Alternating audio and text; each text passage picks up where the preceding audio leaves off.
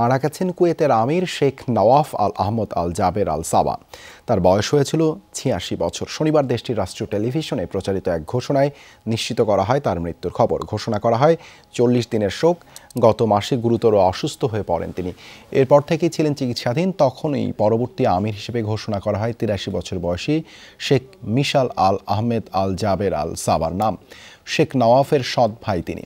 ২০২০ সালের সেপ্টেম্বরে আরেক সৎ ভাইয়ের মৃত্যুর পর কুয়েতের আমির হন শেখ নওয়াফ। দায়িত্ব গ্রহণের আগে দেশের বিভিন্ন গুরুত্বপূর্ণ পদে ছিলেন তিনি। স্বরাষ্ট্রমন্ত্রী হিসেবে মোকাবেলা করেন বিভিন্ন সশস্ত্র গোষ্ঠীর চ্যালেঞ্জ। ১৯৯০ সালে ইরাকের প্রেসিডেন্ট সাদ্দাম হোসেন যখন কুয়েত আক্রমণ করেছিলেন, তখন প্রতিরক্ষা মন্ত্রীর পদে ছিলেন শেখ নওয়াফ।